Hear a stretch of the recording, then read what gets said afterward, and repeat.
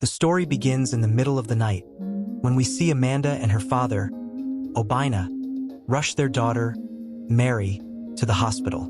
Mary sits at the back of the car as she struggles to breathe while Amanda holds her. All of a sudden, Mary stops breathing, and Amanda immediately demands her father to drive faster. Once they reach the hospital, Obina carries Mary and tells Amanda not to say a word to anyone before finally going inside. The doctors and nurses take Mary away, while Amanda and Obina are left in the corridor to wait. 20 years ago, during a family dinner, Amanda tells her father that she's going to be late for a party. This takes Obina aback since he didn't know that Amanda had plans to go to a party. So he asks his wife, Nkechi, about this. Nkechi says she was going to tell him but didn't get a good time to talk to him about it.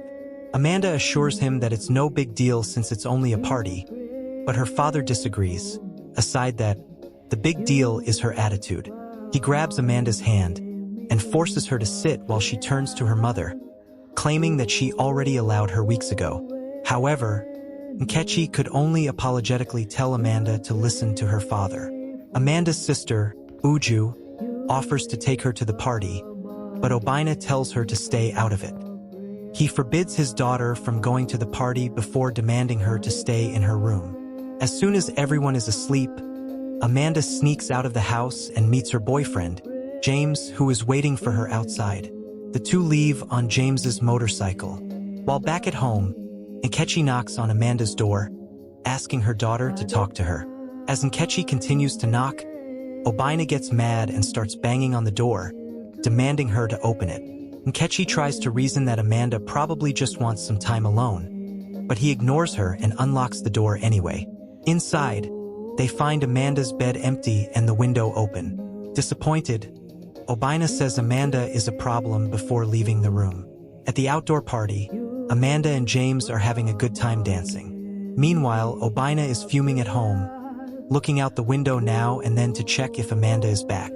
James then takes Amanda away from the crowd to a quieter spot. As they sit on the grass, James sings his girlfriend a song before finally telling her that he loves her, to which she responds that she loves him too.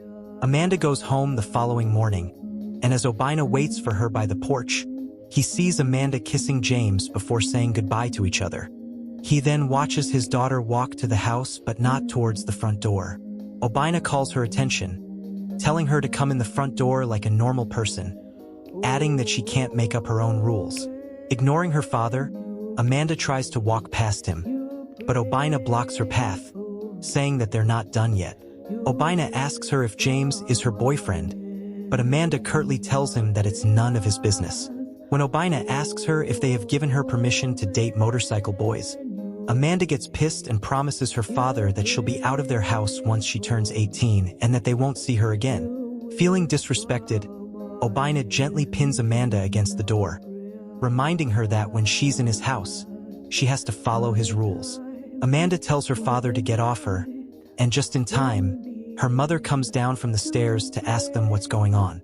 Amanda breaks free from her father's grasp, and as she goes upstairs and past her mother, she tells Nkechi that her father is crazy. While in bed, Uju talks to Amanda about her sneaking out and hopes that it was worth it. Amanda says it was, adding that James said he loved her. They giggle like little girls, and Uju reminds her that she'll be out of their house in no time. She just needs to keep her head down and be cool. In a hushed voice, Amanda says somebody needs to stand up to Obina. She calls him crazy and complains that her mother is just letting him walk all over her. Despite what Amanda just said, Uju warns her not to mess with him. Then, Amanda's mother enters her room to let her know that she's grounded for a week. Annoyed, Amanda swears again that she's leaving as soon as she turns 18. Meanwhile, her father stands outside her door, listening to their conversation. When asked if she has a plan, Amanda says she intends to travel the world and start in Dubai, getting jobs that will help her work her way across the country. Her mother supports her, but she also reminds Amanda not to be reckless. Unhappy with what he just heard, Obina goes down to the basement and sits down to think. Then he walks up to the bookshelf and starts pushing it, revealing a door to a secret room. 3 months later, after Amanda has graduated, she talks to James on the phone about her plans. When Kechi asks her where her father is, she says he's out front. Her mother says that it's good for him and that she's worried that he's been spending too much time in the basement lately. Nkechi then leaves, and when he's sure his wife is gone, Obina tells Amanda to hang up the phone and help him with something. Amanda apologizes to James and hangs up the phone before assisting her father with carrying a big box down the basement. Down there, Obina pushes the bookshelf aside, and Amanda is surprised to see the secret room. She asks him what that room is for, and Obina explains that the previous owner has built that bomb shelter, and he later added some improvements. After bringing the box inside the bomb shelter, Obina asks his daughter what she thinks of it. She says it's not nice since there are no windows, and Obina only tells her that's too bad before locking her inside. Amanda bangs the door and yells, pleading with her father to let her out, but Obina ignores her and leaves. Scared, Amanda takes a look around the room, which only has a sink and a shower head. Amanda opens the box they carried and finds her clothes and other belongings inside. Once again, she tries calling for help while her father pushes the bookshelf back to its place, hiding the secret door. After failing to guess the door's security code 3 times, the lights go out, and Amanda is left to use the flashlight inside her box. She tries looking for anything that might be useful to her, and she ends up spotting the vent. Amanda goes near it, screaming for her mother, but Obina is already on the other side of the vent. He covers it to make sure that no one will hear her. Finally satisfied, Obina goes back upstairs. As darkness falls, Nkechi gets worried since Amanda isn't home yet. Uju says that Amanda is probably just at her friend's house, but Nkechi is still worried and says she'll call the cops. Obina then tells her that Amanda will probably be home the following morning, but his wife is determined to call the police. As she leaves the room, Nkechi instructs Uju to contact James while Obina sits there, pretending not to know anything. Days pass, and Amanda remains in the basement. With nothing else to do, she either paces around the room or tries unlocking the door's code until the lights go out. On the 4th day, her father finally decides to visit her, so Amanda hides behind a pillar. As soon as he gets inside, she pushes him out of the way and gets out of the door, only to be trapped outside the second door. She screams for her mother, but her father tells her that no matter how loud she screams, no one will hear her. Obina then grabs Amanda by the hair and drags her back inside the secret basement. She's adamant that he can't do this to her, adding that there's no air so she can't breathe. Obina explains that as long as there's power, there's air. 3 failed attempts on the keypad will shut the power off, including the ventilation system. When he reveals that he changes the code every day, Amanda steps back away from him, asking why he's doing this to her. Obina only tells her that this is the consequence of her being disrespectful and that everything she gets she will earn. He asks her if she understands him, and when Amanda doesn't answer, he slaps her and pins her to the door before forcing himself on her. Outside the door, Obina watches his daughter slowly get up from the floor, only to throw up. With that, he takes his leave. Nkechi talks to a cop and tells him that it's unlike her daughter just to run off. The cop says that since Amanda is already 18, she can come and go as she pleases. He then asks Amanda's parents if she might just be staying at a friend's house, and Nkechi tearfully replies that she doesn't have many friends. The officer asks if she's got a boyfriend, and Uju tells him that James hasn't seen Amanda either. Wanting to know who James is, the officer asks for his number, and Uju leaves the room to get it. After a few more questions, Obina tells the officer that Amanda's bag and some of her clothes are missing. He also asks Nkechi if she mentioned Amanda's plan to the officer. So Nkechi tells the officer about her daughter's plan to travel, starting from Dubai. Sobbing, Nkechi insists that Amanda wouldn't leave without saying goodbye to her, and that she hasn't even had her birthday yet. The officer then informs them that they've already filed a missing persons report, but since they have no leads, that's all he can do at that point. In the secret basement, Amanda gets more frustrated as days pass. Demoralized, Amanda could only think of her boyfriend and their plan to go to Dubai. One day, while Obina is mowing the lawn, James shows up at their house looking for Amanda, saying the cops called him, and that he has something for her. Obina makes up a story about Amanda running off with a guy named Steve. He explains that Amanda and Steve are childhood friends and that she's always talked about running off with him as soon as she graduates.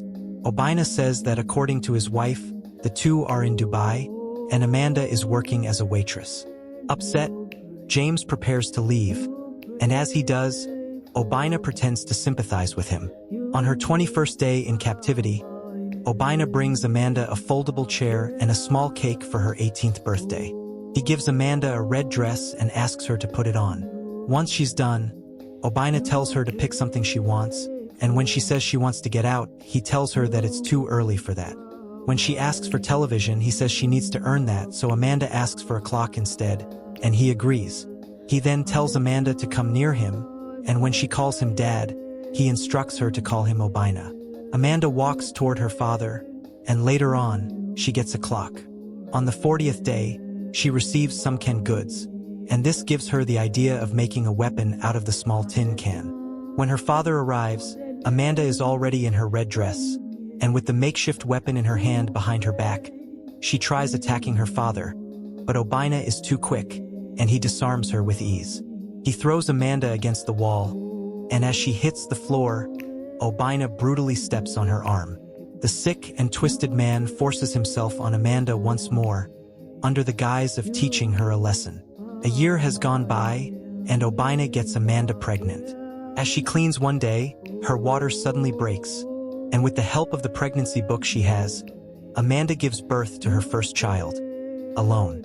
She calls her child Mary, and when Obina learns that Amanda has already given birth, he tells her that motherhood will provide her with a sense of purpose. Mary stays with Amanda in the basement, and in her 4th year in captivity, Amanda gets pregnant again. Worried about having another baby, Amanda tries to ask Obina if he can finally let them out, but he only gets furious with her. Pissed, Obina leaves and joins Nkechi and Uju upstairs for dinner. Uju congratulates her father for his recent promotion, and when Nkechi asks if they could hire a private investigator since Obina is getting a raise, he tells her no. Obina says Nkechi has already spent over $5,000 by going to Dubai to find Amanda, and they're not going to waste any more money. Nkechi says she'll never stop searching for her daughter, not caring how much it costs them. This upsets Obina, saying they have another daughter as he points to Uju. That night, Obina brings Amanda and Mary a television as a Christmas present. In her 7th year in captivity, when Amanda has already given birth to their second child, Amanda asks Obina to bring some medicine for Mary. However, Obina gives the kind that is for adults, upsetting her. She tells Obina that they're the wrong kind and that they could poison her daughter. Unbothered, Obina tells her that she and Uju got sick all the time, but their mother managed to handle it. He adds that since she's the mother now, she needs to take care of it. Amanda insists that Mary needs a doctor, but Obina ignores her and leaves. To put Mary to sleep, Amanda tells her a story and sings the song James has made for her. One day, James visits Amanda's house, hoping to hear anything from her. He sees Uju, who's staying at her parents' house for the weekend, and asks if there's any news about Amanda. When she replies that they still haven't heard from her, James mentions Steve, which confuses Uju. James tells her that her father has told him about Steve and Amanda, which only confuses her even more, wondering when the two men have talked to each other. Pregnant for the 3rd time, Amanda tells Mary to refrain from singing. Mary tells her that she wants to go outside with Obina, and when Amanda tells her she can't, she rudely talks back to her, making Amanda put her on timeout. Meanwhile, James learns from Uju that Obina was lying about Steve and Amanda, realizing that it's just a made-up story. When he asks Uju what she thinks really happened to Amanda, she says that she imagines her sister happily living somewhere, but Uju admits that sometimes she thinks her father has done something to her. Uju mentions that one time, her father hit her mother, and Nkechi was in the hospital for 2 days after learning about Obina's lie. Nkechi confronts her husband, asking him why he lied to James. He arrogantly tells her that it doesn't make any difference if he lies to some lowlife like him, who's been sneaking around with Amanda. Unable to control herself, Uju asks him if he did something to Amanda, but Obina says that all he's ever done is to provide for them. Nkechi is fed up at this point, and she tells her husband that she will hire a private investigator and that she doesn't care what he'll say. Kechi storms off. And when Obina follows her, Uju notices the keys he left on the sofa. She takes them and goes down to the basement, the same basement where the secret door to the secret basement is just behind the bookshelf. And at the same time her sister is going into labor. As Uju searches the basement, Obina shows up and asks for his keys back before angrily sending her away. For the third time, Amanda gives birth, and when Obina arrives and asks for the child's name, she says they're calling him Thomas. Amanda gives Obina a massage, and as she does, she suggests that he should take Thomas upstairs since there isn't enough room for the three of them down there. She tries sweet-talking her father, convincing him that if Thomas stays with them up there, she'll have more time to take care of Obina. Realizing that Amanda is okay, Obina leaves Thomas on their porch with a note from Amanda, saying that she hopes she'll take care of her son, Thomas. As Nkechi lifts the baby, she doesn't notice that there's a smaller note in the bassinet. She calls Obina, who pretends to be clueless, and tells him that the baby is Amanda's. As Nkechi takes Thomas inside, Obina finds the note and reads it. He goes to the basement and tells Amanda that he's found her message that's supposed to inform her mother that she's being held captive in the basement. Obina throws the small piece of paper on her face and orders her to wear her red dress, saying she still hasn't learned anything. After 14 years in the basement, Amanda is pregnant once more. One day, Mary decides to wear makeup, and when Amanda sees the way Obina is looking at her daughter, she tells him to stay away from her. Just to get back at her, Obina turns off the power as he leaves. With no ventilation system, Mary struggles to breathe, so they have to stay near the vent. Feeling sad, Mary tells Amanda that she doesn't have any friends, and she's worried that she might not meet anyone, not even a nice boy. Amanda assures Mary that she will and that she's working on it. Out of the blue, Mary asks Amanda how she met her dad.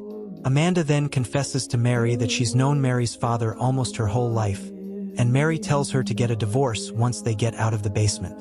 In her 17th year in captivity, Amanda gets pregnant once again. In their house, Nkechi tells Thomas how much she misses Amanda. Thomas wants to know what Amanda is like, and Nkechi tells him that his mother is magnificent. In the secret basement, the bomb shelter, Amanda takes advantage of the leaking water caused by the rain and tries to dig through the ceiling using a spoon. She's able to dig a hole deep enough to reach a sewer. She then flashes a light through it and a man passing by sees it. Unfortunately, the man informs Obina about the light, telling him that somebody is sending a signal to someone. Angry, Obina goes to the basement and beats Amanda, with Mary and her youngest son Michael watching. When Obina leaves, Amanda bleeds and goes into labor. Sadly, the baby dies, leaving Obina to take the body and bury it. In the 18th year, Mary and Michael get impatient and tell Obina that they want to get out. Obina, however, says that it depends on their mother if she learns to behave herself. Once Obina is gone, Mary and Michael take their frustration out on their mother, blaming her for why they're still trapped there. Amanda tries to reason that she's just trying to protect them, but the two continue screaming, still demanding to go outside. By then, Amanda loses it, and she starts breaking their things in frustration while her children watch. The woman breaks down and lies on the floor, left with nothing but memories of better days with James and the life robbed from her by her own father. The kids feel guilty, so Michael and Mary clean up her mess, then apologize to her. Mumbling to herself, Amanda mentions Uju, and when the kids ask who Uju is, she admits that she hasn't been completely honest with them. She starts telling them her story. She starts by telling them that they actually share a father, and that Obina is not just their father but her father too. She then goes on by saying she used to live upstairs with her sister, Uju. Amanda says she had a mom and a dad, but she didn't get along with her father. She continues her story, explaining how Obina tricked her into getting in the basement before locking her in there. As Mary and Michael understand who Obina really is, Mary starts to have an asthma attack. While Mary is having an episode, Michael asks Amanda what's wrong with them, and she firmly asserts that nothing's wrong with them, that it has always been Obina who's at fault. Year 19 comes, and Obina comes to the basement with little supplies for Amanda and her kids. Amanda protests about how they are already rationing their supplies, but Obina only insults her, making Michael angry. He yells at Obina, demanding him not to talk to his mother that way, but Obina taunts his son and mocks him about how there's nothing he can do.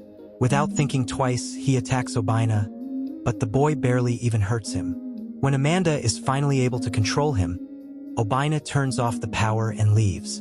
Life goes on for the Obinas. Obina gets fired from work, so he and Kechi are beginning to argue frequently about money. Amanda tries her best to make her children happy in the cramped basement. That's all they've ever known, while trying to find a way for them to get help. One night, Obina attaches a tube from his car's exhaust to the vent leading to the basement. He closes the garage door and starts his car, making all the smoke go directly to the basement, like he wants to kill them with the smoke. Obina sits in his car, and by good luck Thomas shows up, and he is forced to turn the engine off. He then goes to the basement to check if Amanda and her kids are okay, and he's relieved to see that they are. During their 20th year of captivity, this happens to be the year that the Lord has made. Amanda's daughter gets a severe asthma attack and can barely even breathe. When Obina finally arrives, Amanda begs him to take them to the hospital. Obina refuses at first, but Amanda is finally able to persuade him. They leave Michael in the basement for leverage and rush Mary to the hospital. Mary sits at the back of the car as she struggles to breathe while Amanda holds her. All of a sudden, Mary stops breathing, and Amanda immediately demands her father to drive faster. Once they reach the hospital, Obina carries Mary and tells Amanda not to say a word to anyone before finally going inside. The doctors and nurses take Mary away, while Amanda and Obina are left in the waiting room to wait. The doctor then tells Amanda and Obina that Mary is in critical condition. While the doctor talks to Obina about Mary's medical history, Amanda stays quiet, just staring at the clock the whole time. While Obina is looking away, Amanda spills water on Mary's medical paper, forcing Obina to leave and get another one. Amanda seizes the opportunity to ask for help from the doctor, finally leading to Obina's arrest. When Mary wakes up, Amanda tells her that they're finally free. Back at home, the police are able to rescue Michael from the basement. The three siblings are finally reunited, and Amanda, Uju, and Kechi watch them from the porch as they play outside.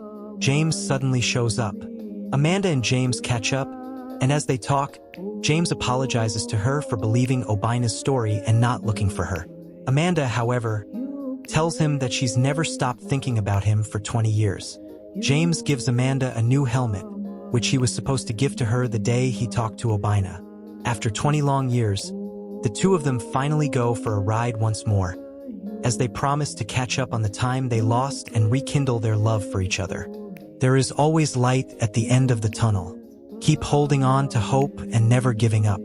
No matter what you are going through or how difficult the situation is, God has not forgotten you. He knows you by your name, and when the time is right, He, the Lord, will make it happen. And no matter how long it takes, no condition is permanent in God's eyes. Nobody deserves what Amanda went through, and a monster like Obina deserves to rot in jail, to die, to suffer so much pain, and he deserves all the hell. Let me know what you think in the comment section. Thank you so much for watching. Kindly support our channel by subscribing and turning on the notification bell. This will enable you to get notified whenever I post more interesting stories like this one for you to enjoy.